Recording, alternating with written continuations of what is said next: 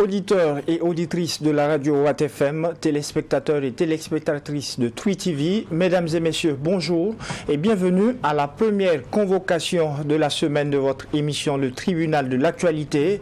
Et pour ce tout premier numéro du mois d'octobre, je suis en compagnie des juges au siège. Doyen des juges Geoffroy Vara, bonjour. Bonjour Président Kaboré, bonjour juge Bougma, bonjour auditeurs et téléspectateurs. Oui, juge Vara, bonjour. Président Kaboré, bonjour. Madame, Monsieur, bonjour. Pour cette première convocation de la semaine, le tribunal de l'actualité reçoit à la barre Bourema Ouedraogo. Il est le directeur de publication du journal d'investigation Le Reporter. Et avec lui, il sera question du décryptage de l'entretien du président de la transition avec la presse nationale après une année d'exercice. Bonjour et bienvenue à la barre du tribunal. Bonjour Président, bonjour Mesdames et Messieurs les juges. Bonjour. Sur ce, je déclare ouvert cette première convocation de la semaine avec l'étape des avant-propos.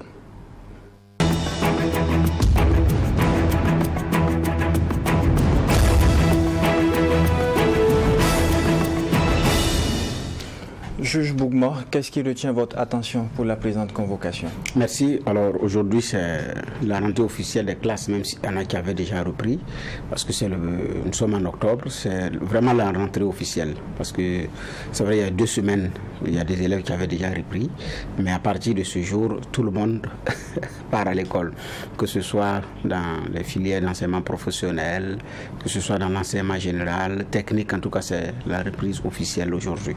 Et donc, dans cette journée, j'ai une citation de Nelson Mandela qui dit, je cite, « L'éducation est l'arme la plus puissante qu'on puisse utiliser pour changer le monde. » L'arme la plus puissante qu'on puisse utiliser pour changer le monde. Oui, parce que l'éducation forge les esprits, forge les personnalités. Et donc, s'il y a un changement au niveau du mind et au niveau de la personnalité, naturellement, le monde va être changé, le monde va être transformé. Maintenant, nous, au Burkina Faso, qu'est-ce que nous voulons mettre dans l'esprit de nos enfants? Qu'est-ce que nous voulons semer dans leur personnalité et les utiliser comme puissante arme de transformation et de changement du Burkina Faso? Je pense que tout l'enjeu et tout le défi est à ce niveau.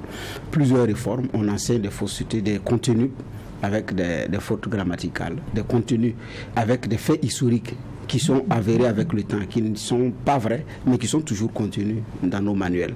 Parfois en déphasage avec nos réalités, et nos héros sont présentés comme des sanguinaires et des tyrans, et les tyrans et les héros de l'autre côté sont présentés comme des messies. Ce ne sont pas des dictateurs, ce ne sont pas des tyrans, ils n'ont pas martyrisé, ce sont des libérateurs, ce sont des grands hommes d'État, bref.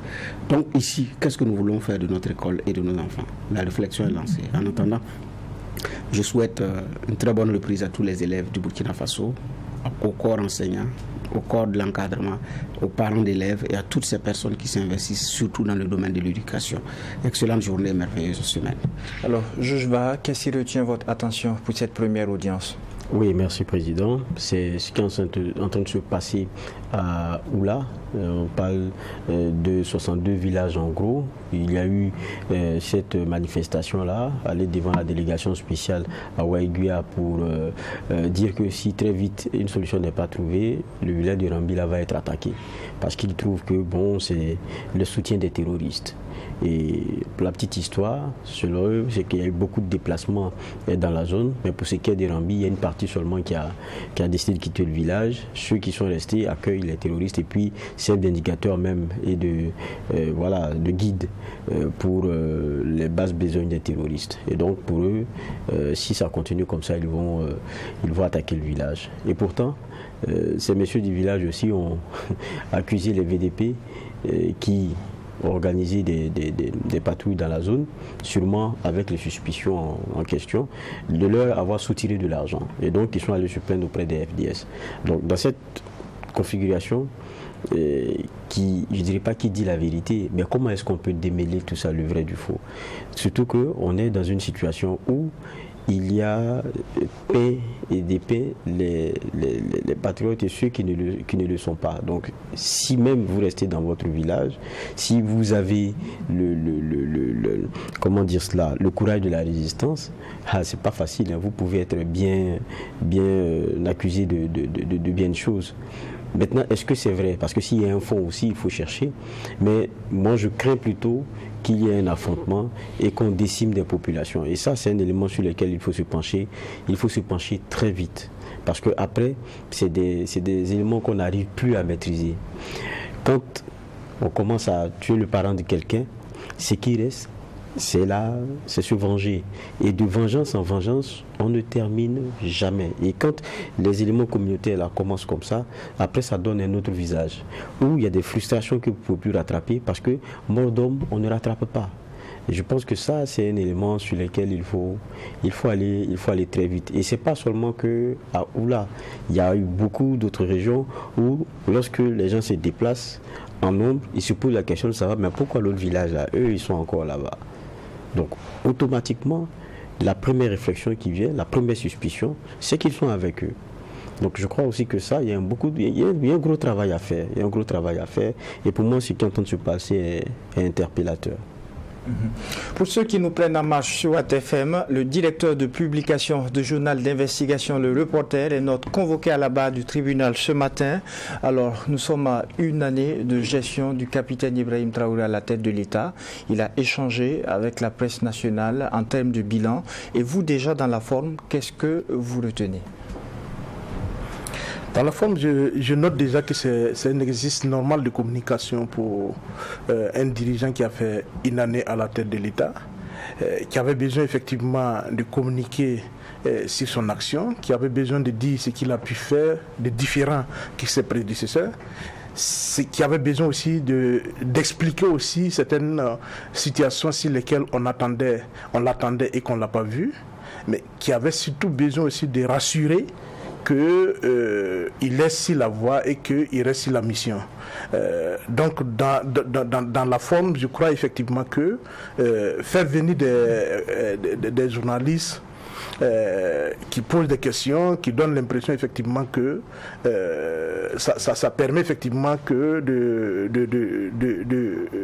de répondre à des préoccupations qui seraient portées justement par ces confrères-là qui étaient effectivement là pour l'interviewer.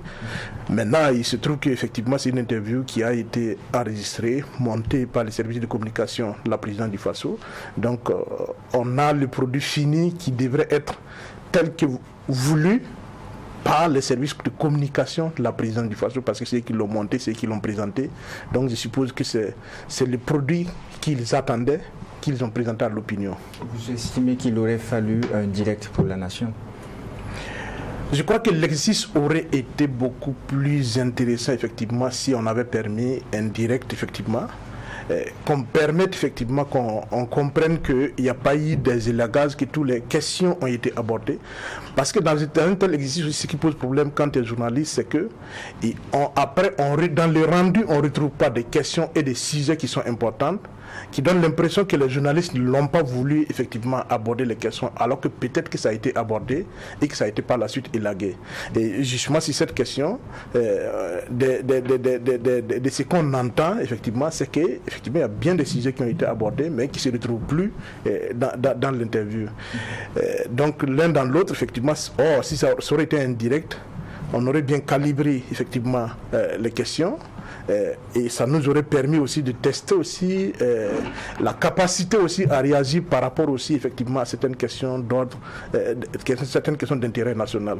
Mais là, effectivement, même, comme je l'ai dit, ça a été voulu par les services de communication parce que c'est eux qui ont pris l'initiative, c'est eux qui l'ont enregistré, c'est eux qui ont monté. Donc, c'est ce qu'ils ont voulu ou ce que le président a voulu montrer que nous avons vu et entendu. D'accord. Alors, juge Baha, plus d'une heure d'échange avec la presse nationale. Comment est-ce que vous l'avez apprécié dans la forme ? Bon, comme on parle de forme, déjà, je pense que l'élément que ressort Brahima, c'est un élément essentiel.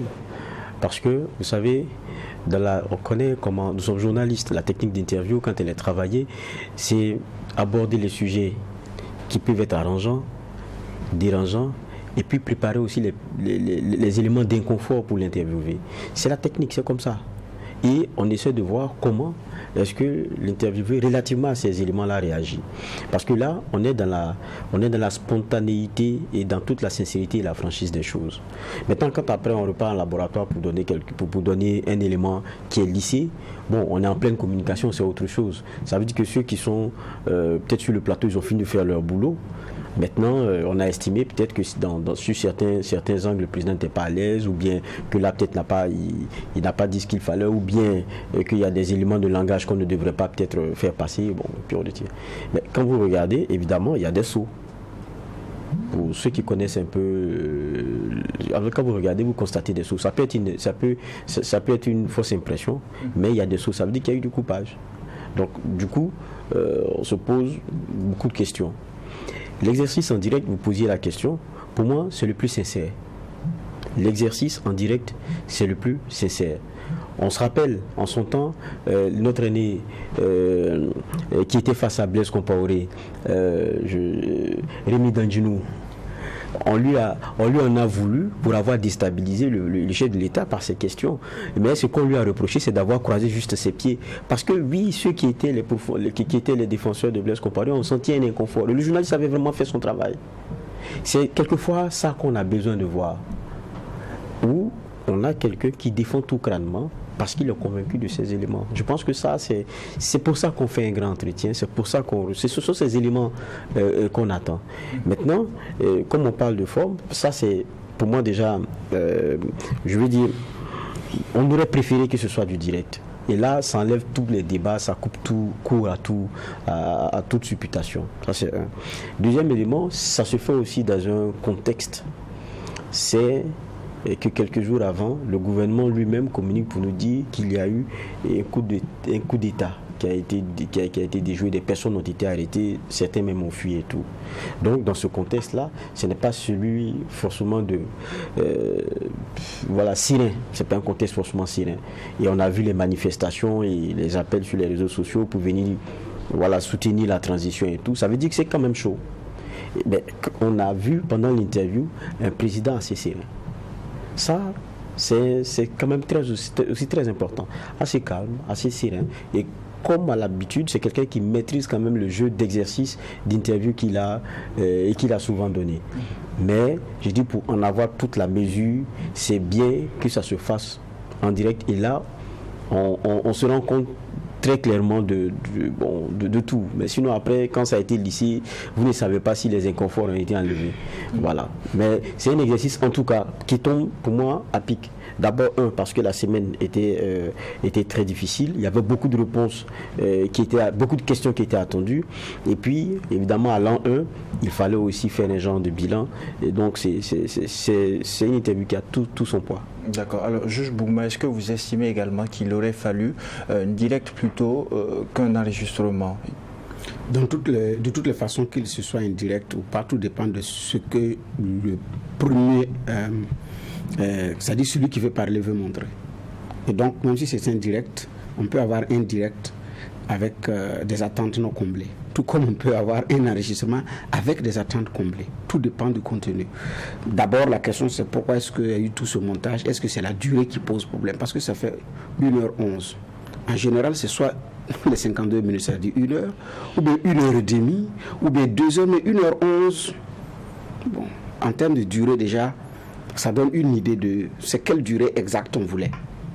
À partir de la durée que vous voulez, c'est quel contenu mettre, puisque c'est préparé.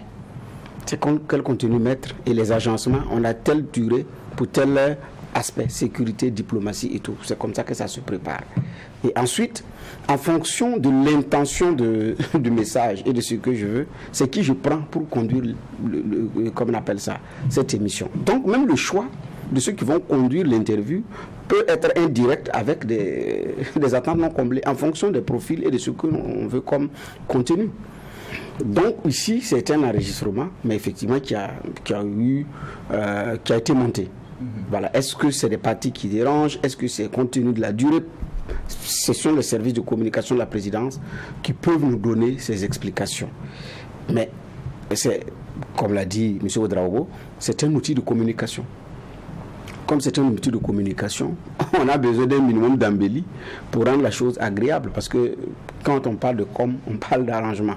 Mais maintenant, si réellement on a besoin de l'an 1 d'un bilan honnête et sincère, j'aurais préféré indirect. Parce que le chef de l'État, de mon point de vue aujourd'hui, est tout à fait rodé, maîtrise suffisamment ses dossiers pour venir nous parler en direct de la marche de la République, du contenu des projets, des forces et des faiblesses, de ce qui a marché et de ce qui n'a pas marché. Donc, en toute sincérité, moi je pense qu'on aurait pu avoir un direct après un an d'exercice de pouvoir, surtout pour le travail qui a été fait, pour l'organisation, pour l'espoir qu'il a suscité, pour la direction qu'il a prise, pour le changement de paradigme et un certain nombre de choses qu'il a effectivement enclenchées, de mon point de vue. Après un exercice de pouvoir, le chef de l'État pouvait nous offrir un direct sans coup férir. De mon point de vue, ça c'était jouable. D'accord, alors on touche un peu déjà le fond du sujet. Le juge Barra en a parlé tout à l'heure.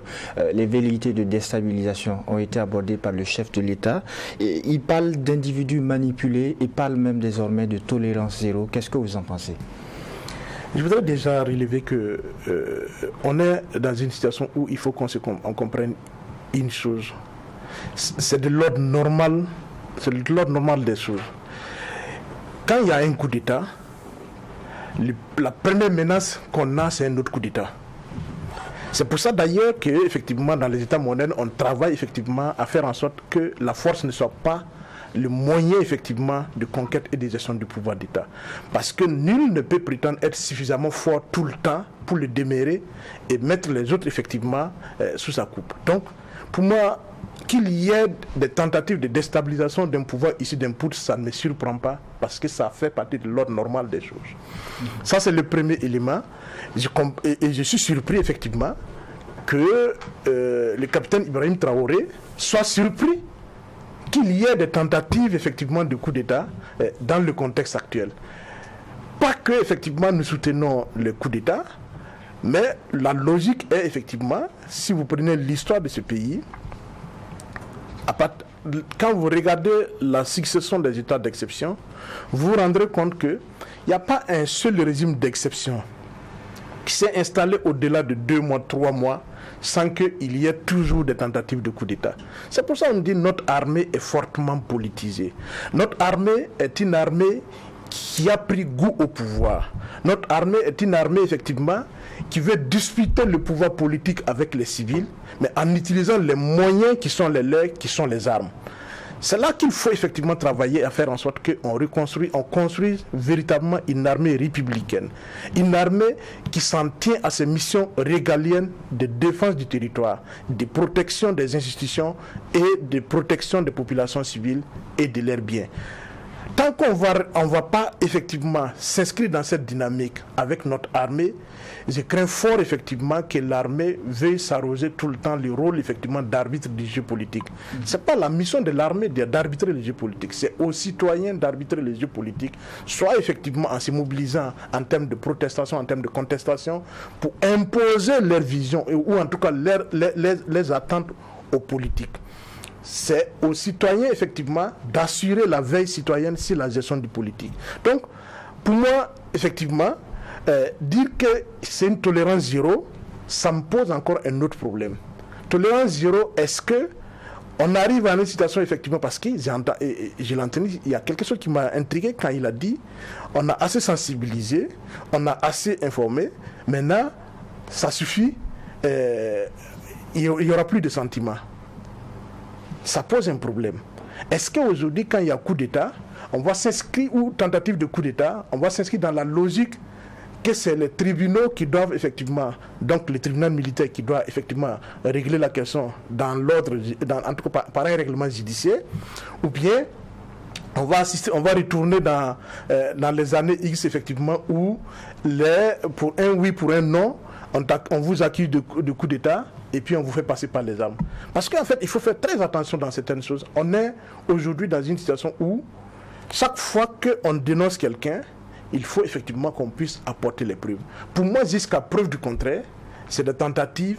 Et tant que le tribunal militaire n'aura pas statué et décidé et avec des éléments probants, attester effectivement qu'il y a eu une volonté de déstabilisation des institutions, pour moi, tous ceux qu'on accuse restent, en tout cas, bénéficient de la présomption d'innocence. N'est-ce pas ce qui est fait depuis quelque temps? On a eu ce communiqué il y a 3 semaines où des noms avaient été donnés.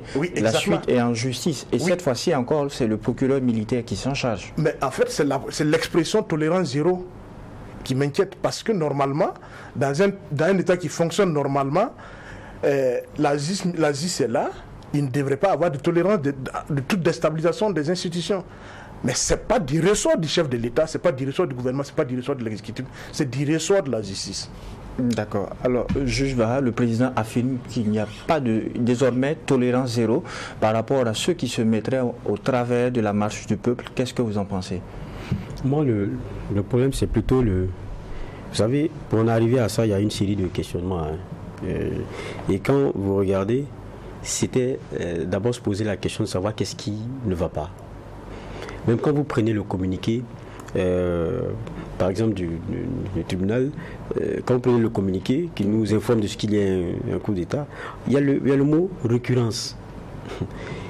La récurrence là, ça veut dire que et nous on est là, on suit cette actualité, ça revient très souvent. Même le président lui-même s'en est fait le porte-voix plusieurs fois. À chaque interview, c'est des éléments qui reviennent. Quand il était revenu de Bobo Dioulasso, après la SNC, c'est encore des éléments qu'il a donnés. Il n'y a pas si longtemps, on nous a dit qu'il y a des gens qui ont été arrêtés et qui ont eux-mêmes reconnu la dynamique dans laquelle ils étaient. Et ça, c'est encore avant les officiers qui ont été arrêtés, parmi lesquels certains ont fui. Et le communiqué parle de récurrence. Mais la récurrence, c'est quoi le problème? Et puis n'oublions pas que le MPSR 1 a fait 8 mois. Donc il y avait des dissensions en interne pour que c'était d'indiquer à un moment donné que l'un a dévié, donc il faut recadrer. Mais la question que les Burkinabés se posent, c'est en interne, à quoi on est donné à croire aujourd'hui? Est-ce qu'ils sont en si bonne intelligence comme on nous le dit? Parce que le président, lorsque la question lui est posée, il fait savoir que c'est comme si ce sont des individus manipulés, donc on va dire égarés. Donc ce n'est pas une question de fracture interne. Il dit l'armée, tout le monde est là, on est unis, on se comprend, c'est pas un problème.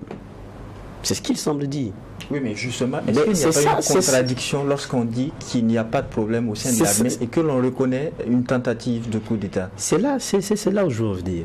Parce que même quand vous dites tolérance zéro, c'est tolérance zéro vis-à-vis de quoi? Il a posé une question qui pour moi aussi est principale. C'est quand est-ce que le coup d'État lui-même, de façon claire et affirmée? Parce que ceux qu'on a arrêtés, qui sont soupçonnés de complot et tout, c'est des présumés. On est d'accord? Donc, qui dit qu'il y a coup d'État et décide la mesure punitive? Si c'est la justice, ça veut dire que ce qui a été dénoncé récemment, il faut encore attendre d'en avoir le clair mot.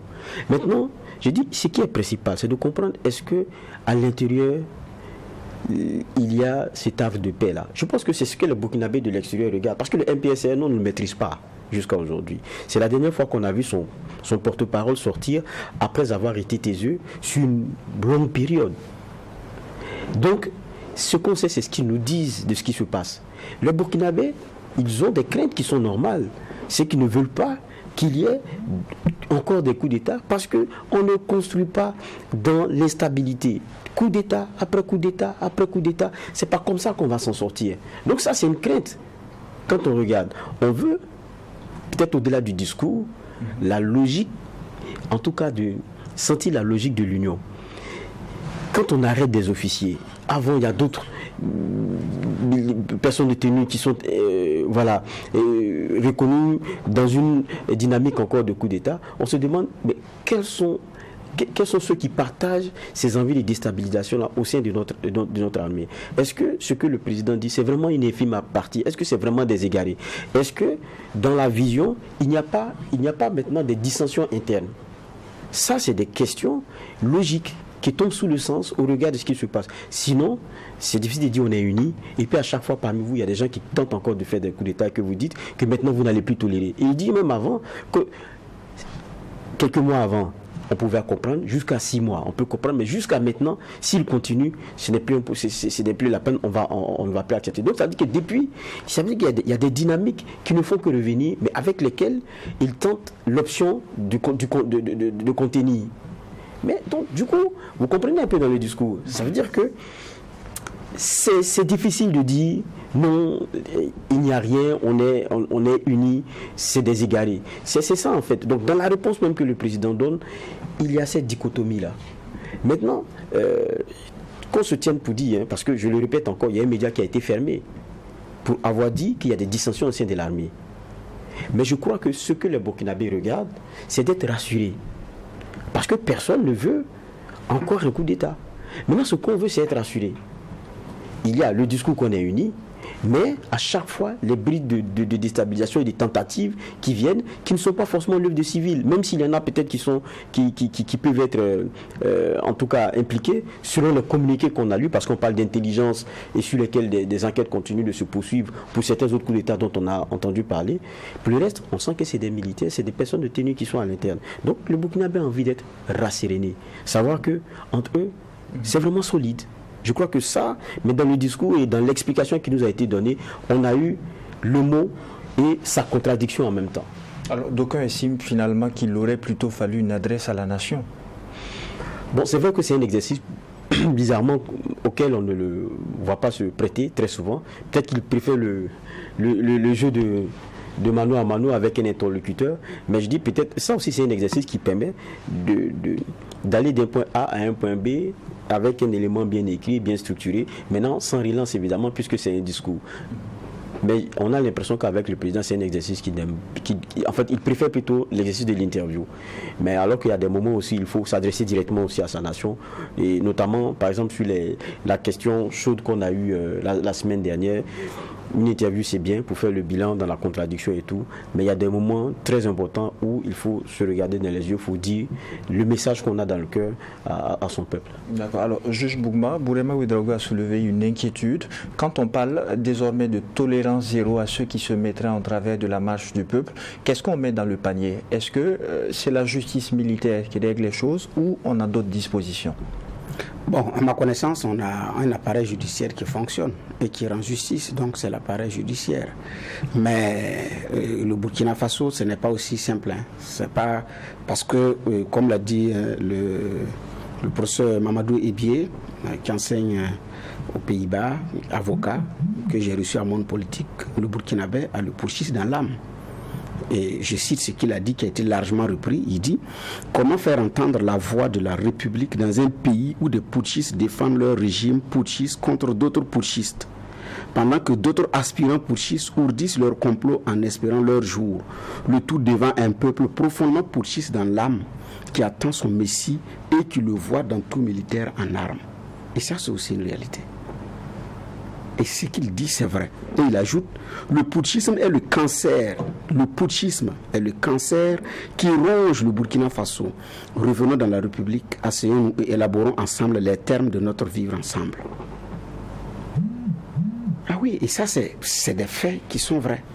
Que ce soit le civil ou que ce soit le militaire, on a le putschisme dans l'âme depuis 1966. J'ai dit qu'il y a un esprit putschiste du Burkinabé qu'il faut exorciser, qu'il soit civil ou qu'il soit militaire. Et ça, c'est vrai. Et donc, aujourd'hui, il y a des gens qui ont le courage de sortir dire qu'ils ont saboté l'action du ROC. Ils le disent. Ils n'ont pas dit que... Ils disent qu'ils ont saboté. Ça devient... Quand quelqu'un dit « j'ai saboté », il y a une intention de nuire là-dedans. Donc, ce n'était pas qu'ils ne faisaient pas bien. On a nivelé par le bas, on a gâté pour qu'ils tombent. Pour parler en français facile, c'est ce que ça veut dire.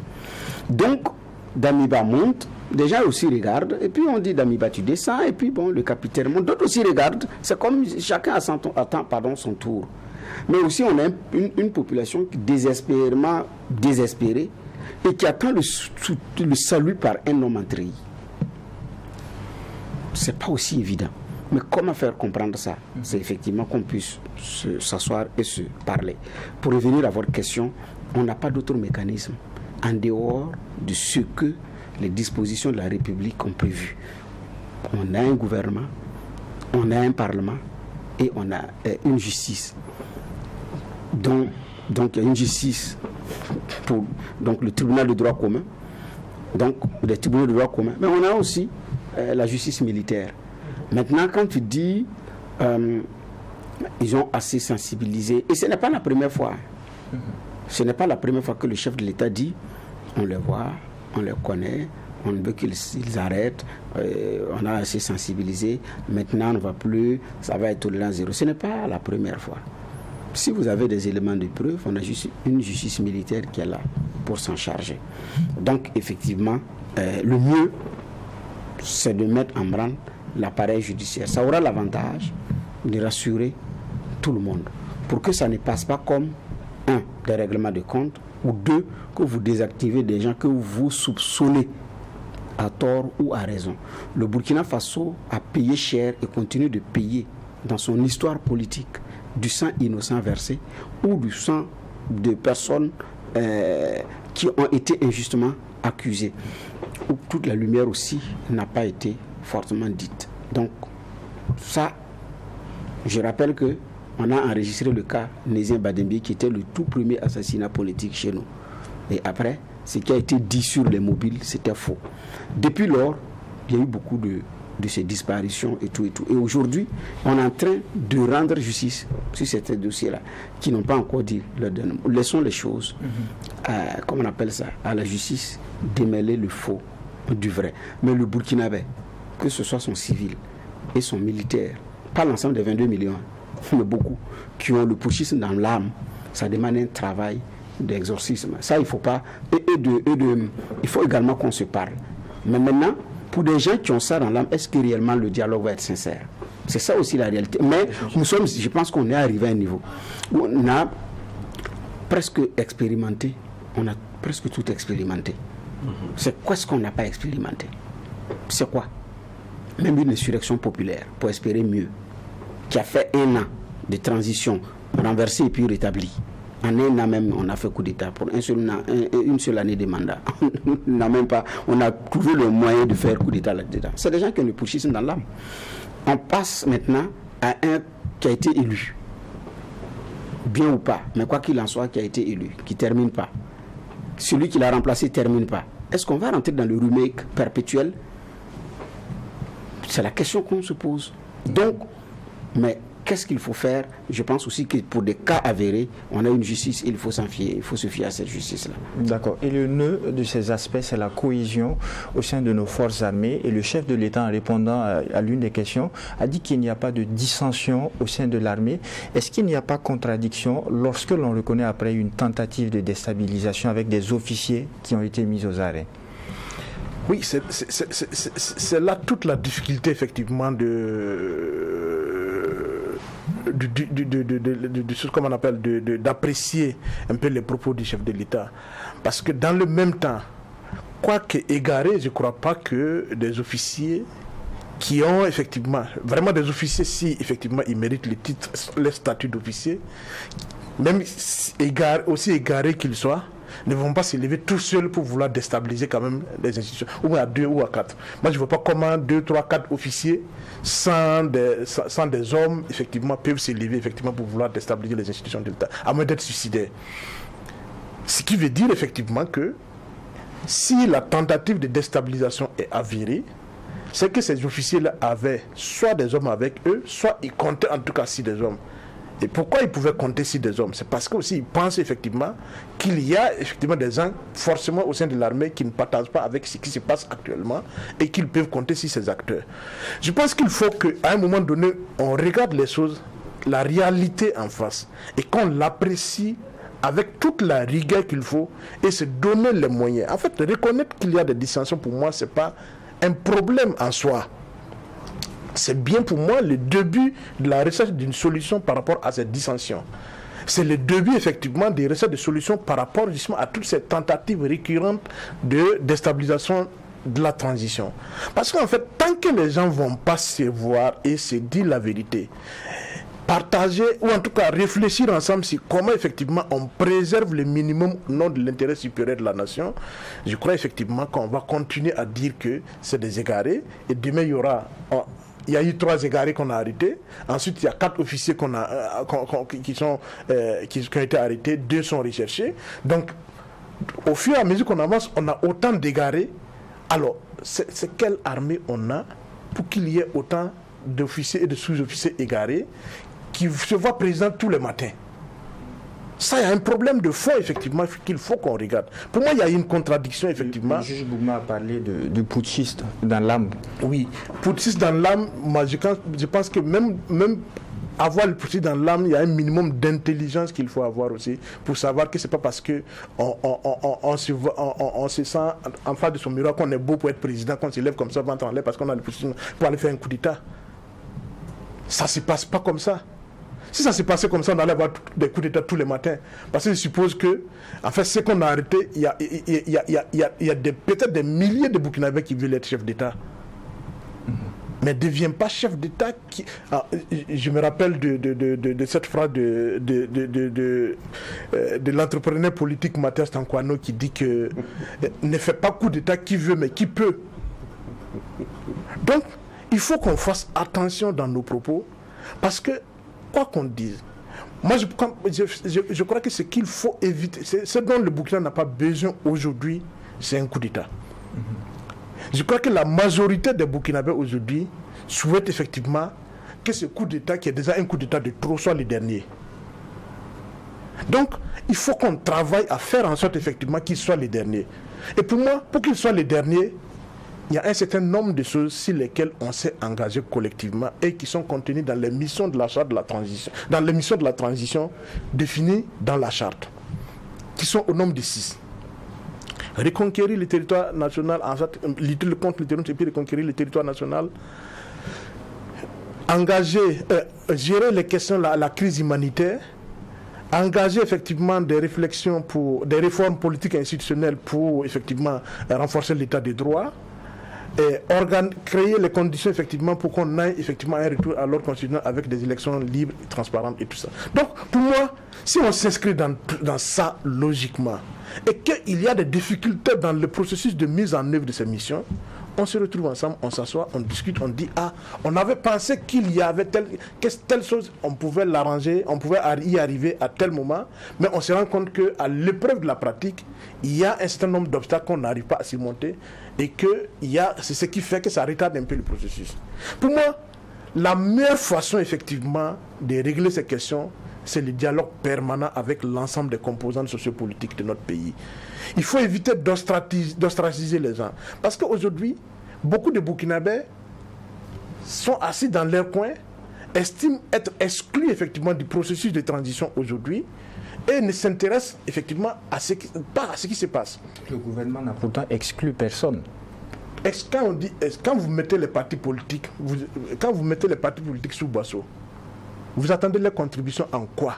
Le chef de l'État l'a dit, c'est lié à la sécurité. Mais pendant que les partis politiques et les OSC qui peuvent être critiques sont mis sous Boisseau, les autres, eux, peuvent mobiliser des gens dans la rue. Pourquoi c'est pour les partis politiques qui nécessiteraient qu'il y ait la police et la gendarmerie pour les encadrer, et que pour les OSC qui soutiennent la transition, on n'a pas besoin? Non, moi, je pense... L'exemple est donné, le chef de l'État l'a dit. Dans un pays de la sous-région, on a vu des politiciens qui ont voulu organiser des activités, on a vu ce à quoi on a assisté. Non, je crois qu'il faut faire confiance à l'ensemble des Burkinabés. Parce que le 2 poids 2 mesures, le Burkinabé, en fait, comme on le dit, pourquoi le Burkinabé, c'est quelqu'un aussi qui vit très mal l'exclusion. Le Burkinabé, c'est quelqu'un qui peut accepter les sacrifices s'il le faut. Mais en même temps aussi, il sait se révolter. Et il ne faut pas créer les conditions pour qu'il se révolte. Parce que l'exclusion, nous sommes africains, tous autant que nous sommes, personne ne supporte d'être exclu, d'être victime effectivement de discrimination dans la durée. On peut à un moment donné renoncer à certaines choses parce qu'effectivement on pense que c'est pour le bien et de tous, c'est pour l'intérêt commun, mais en même temps on ne peut pas dire que les partis politiques et les autres organisations sont irresponsables et s'ils descendent ils vont créer des grabuges, alors qu'il y a d'autres qui peuvent descendre et qu'il n'y a pas de grabuges. Pourquoi il y aurait des grabuges si ce sont les partis politiques? Parce qu'ils sont des irresponsables.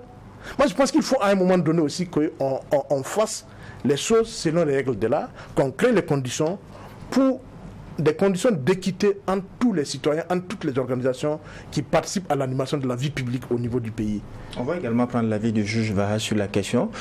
Au sortir de cet entretien du chef de l'État, les politiciens s'en rendent compte. Finalement, la levée de la mesure de suspension des activités des partis politiques, ce ne sera pas pour tout de suite, étant donné des raisons sécuritaires. Qu'est-ce que vous en pensez? Vous savez, comme on parle de l'entretien, je crois qu'il y a des éléments qui sont non-verbaux dans le langage qui permet de comprendre. Le président était très à l'aise sur certains sujets. Quand vous parlez de sécurité, de ce qu'il a pu faire comme changement, même ce qu'il a pu réveiller chez beaucoup de Burkinabés en termes d'adhésion et se mettre autour de la transition pour l'accompagner, vous savez qu'il est à l'aise. Mais quand on arrive sur ces sujets-là, on sent un président qui commence à être un peu mal à l'aise. C'est le seul moment dans l'entretien où moi j'ai senti, ça peut être une perception personnelle, mais où j'ai senti que même dans son argumentaire, on n'était pas bien convaincu. Il y avait la question des partis politiques. Sur tout le discours du président, il y a un Burkina qui ne compte que sur lui-même et qui ne veut que par son histoire se voir vers l'avenir. C'est-à-dire que tout est inspiré de nous-mêmes. Mais lorsqu'on parle des partis politiques, on prend l'exemple d'un pays voisin, la première fois dans le discours. Il y a un problème. C'est ce qui se passe ailleurs là qui va maintenant dicter ce qui se passe chez nous. Et si nous vivons les mêmes réalités que ce pays? Non, je m'explique. C'est ce qui se passe ailleurs, c'est un phénomène. Mais quelque chose qui s'est passé ailleurs. Un exemple qu'on tirera comme ça pour dire donc c'est comme ceci. Moi, je trouve que l'argumentaire là n'était pas assez convaincant.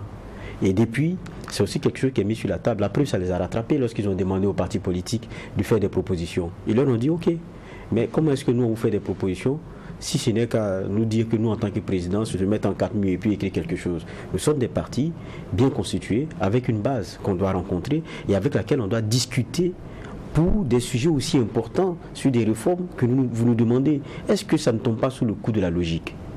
Ça tombe sous le sens. Est-ce que le ministère a tiré là-dessus?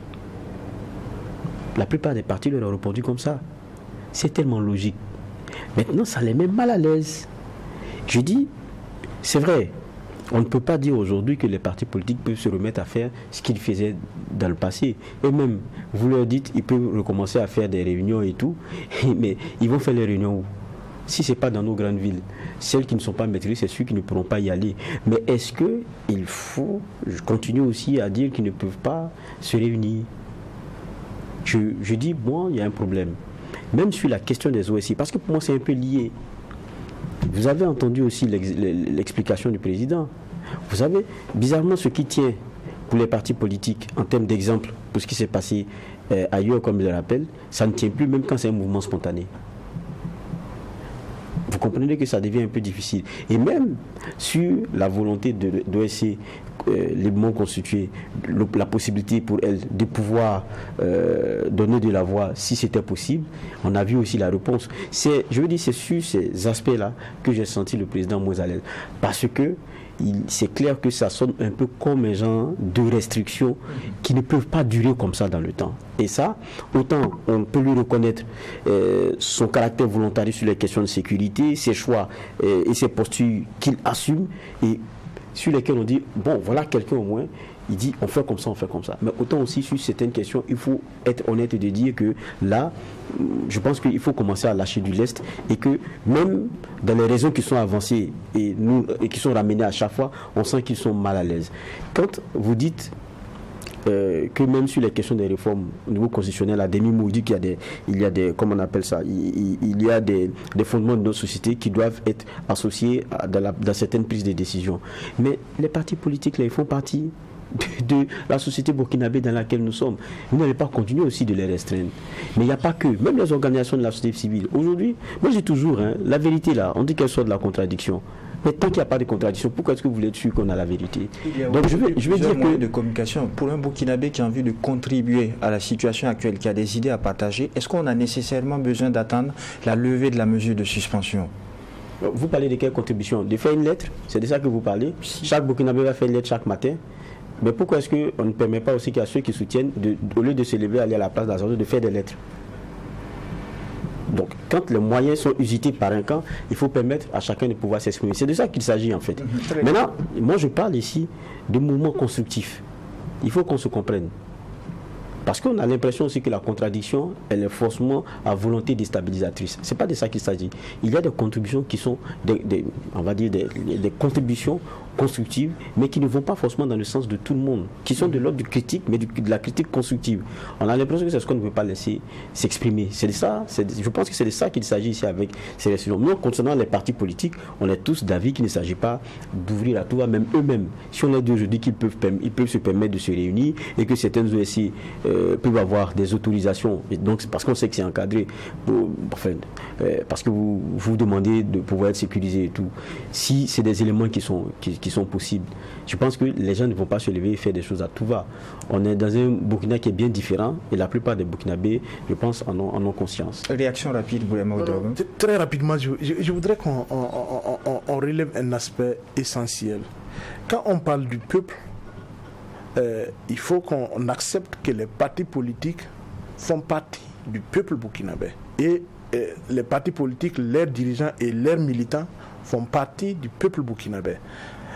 Quand on regarde, on écoute le discours aujourd'hui au niveau des soutiens. On a tendance à dire que tous les problèmes que nous avons aujourd'hui, c'est les politiciens qui nous ont amenés à ces problèmes. Donc ils n'ont qu'à se mettre à l'écart pour le moment, laisser les gens travailler, comme si effectivement ce ne sont pas des Burkinabés. C'est là où ça pose un problème. Alors que, Bernard l'a dit tout à l'heure, quand vous prenez l'histoire de ce pays, si les 60 ans d'indépendance, si les 63 ans d'indépendance, on a eu combien d'années de pouvoir civil? 13.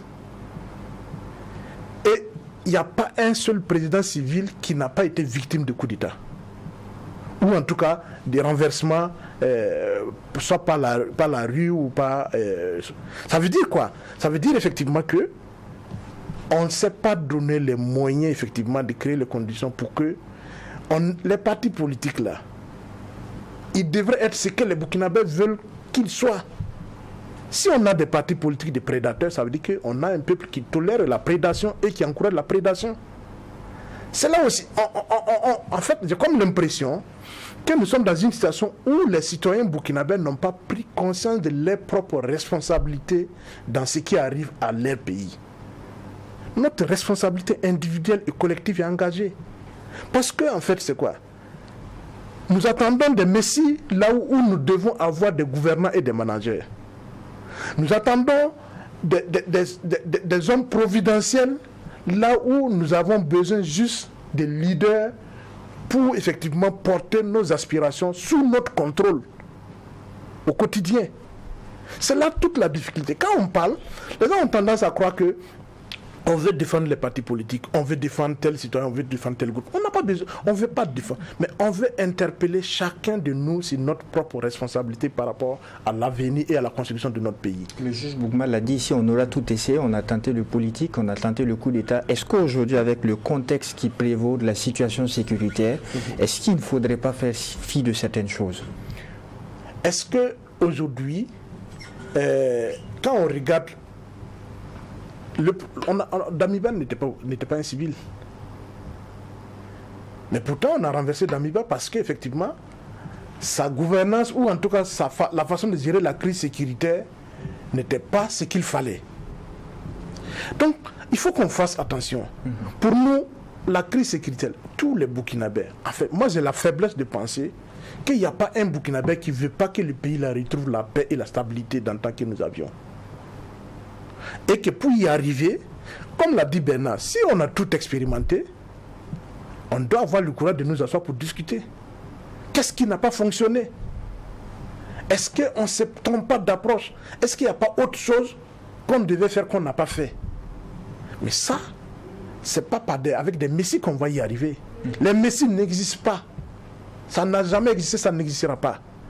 Ce qu'on a, c'est des hommes et des femmes qui sont animés d'une certaine volonté, qui ont envie de faire des choses extraordinaires pour leur pays.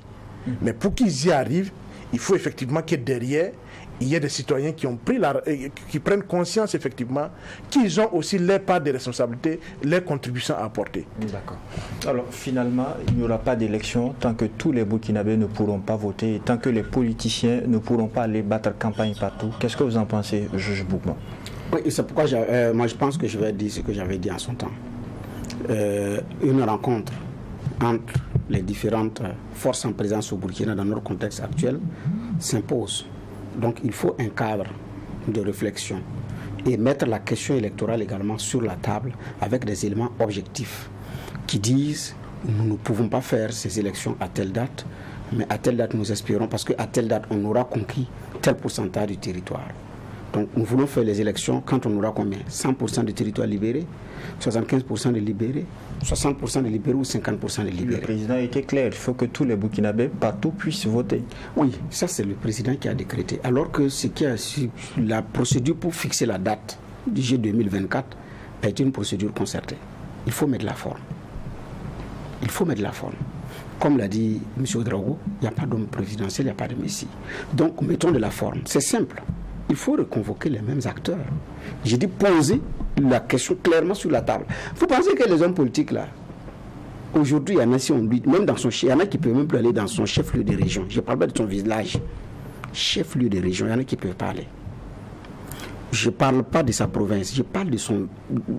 Il y en a qui ne peuvent pas aller à la province. D'autres peuvent arriver en province, mais ne peuvent pas arriver dans son village. Parce que ce monsieur n'est pas allé par campagne là-bas pour être soit élu conseiller municipal, maire ou député. Il y a des maires qui sont à Ouagadougou depuis des années, qui n'ont plus mis pied dans leur pays depuis 3 ou 4, 5 ans.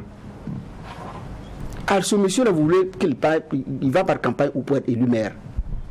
Quand on préparait le municipal d'ailleurs, la CENI avait sorti un schéma. Il y a des communes qui n'allaient pas avoir de maires. Donc la question de dire on veut que tous les Burkinabés en son temps, au temps des élections, à la période électorale, puissent effectivement retourner chez eux, battre campagne et tout, c'est un vœu pieux, je suis d'accord. Mais j'ai dit, c'est de reconvoquer les mêmes acteurs, poser le débat sur la table, déposer tout ce qui est élément sur la table, pour que les uns et les autres puissent regarder et retenir maintenant la méthode dit, bon, ok, l'ensemble des acteurs est d'accord qu'il faut libérer 100% du territoire avant d'organiser les élections. En ce moment, celui qui tient l'arme, qui a la stratégie de libération du territoire, vous dit également, si vous me faites confiance, si nous parlons à l'émission et nous restons unis, on mobilise les ressources nécessaires, nous estimons que dans tel nombre d'années, ou bien dans tel mois, on pourra arriver à telle étape. Mais vous n'avez pas ça.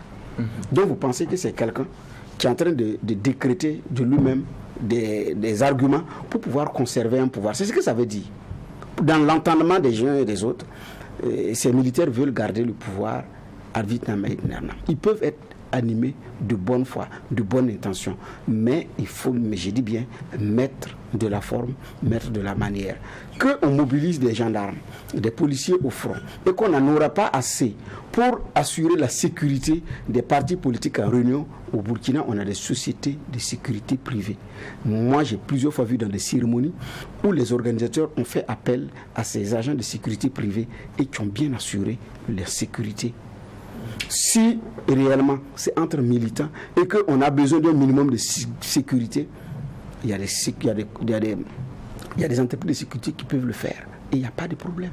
Donc, de mon point de vue, je pense que c'est beaucoup plus la confiance en l'homme politique qui fait qu'on ne veut pas qu'il se réunisse, plutôt que de dire qu'on n'a pas assez d'argent pour aller sécuriser. Et puis, bon, tous les partis politiques ne se réunissent pas tous les jours.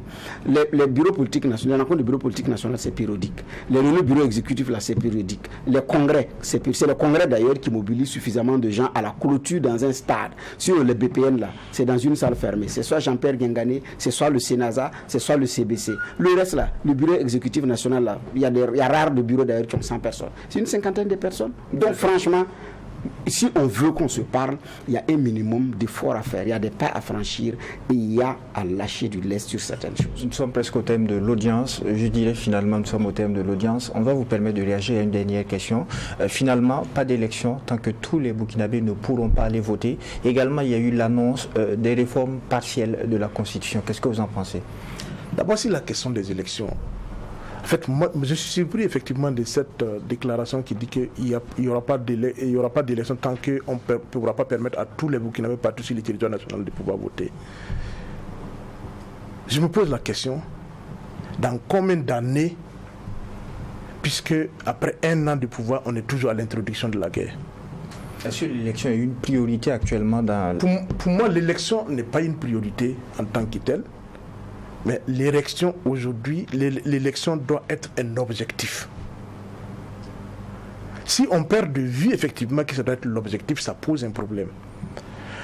Aujourd'hui, vous ne pouvez pas dire, il n'y a rien qui nous indique aujourd'hui que dans 1 an, dans 2 ans, dans 3 ans, on va effectivement arriver à sécuriser l'entièreté du territoire national. La preuve en est effectivement que on nous avait dit que normalement, il y avait quelques petits problèmes logistiques qu'il faut régler et les délais même donnés par la CEDEAO étaient trop. Et ça faisait 20 mois. Jusqu'à présent, nous avons du matériel bloqué par certains pays. Mais tout ça, il faut en tenir. Gouverner, c'est prévoir. Mais c'est pour ça qu'on parle, c'est tout un ensemble. Quand vous entretenez des relations conflictuelles avec certains pays, quand ils ont l'occasion effectivement de vous rendre la monnaie, ils ne vont pas rater l'occasion. C'est ça la réalité aussi des relations internationales dans le monde où nous sommes aujourd'hui. Donc quand vous prenez un certain nombre d'initiatives, le président lui-même l'a dit, la trajectoire que nous avons prise, il est conscient que c'est difficile, une trajectoire difficile.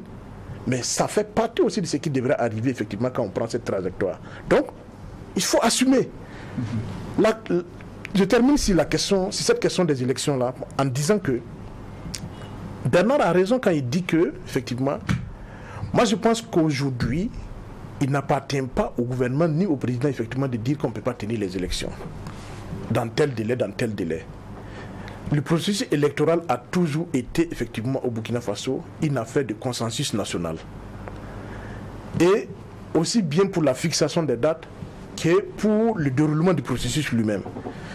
Il me semble effectivement important que le président, qu'on arrête la spirale effectivement des tentatives de déstabilisation, de violence de gauche à droite, qu'on s'inscrive dans une dynamique de dialogue où effectivement les décisions sont prises au consensus, qui engage l'ensemble de la communauté. Si c'est pris conscientiellement et qu'il y a des gens qui veulent faire de la déstabilisation, vous allez voir tous les Burkinabés qui vont sortir pour dire effectivement que non, on s'est entendu, qu'on accorde effectivement le temps qu'il faut à tel ou tel groupe de personnes pour nous conduire vers l'objectif. Malheureusement, le temps qui nous est accordé est terminé. C'est la fin de cette première audience du tribunal de l'actualité. Je rappelle que nous recevions à la barre le directeur de publication du journal d'investigation, Le Reporter.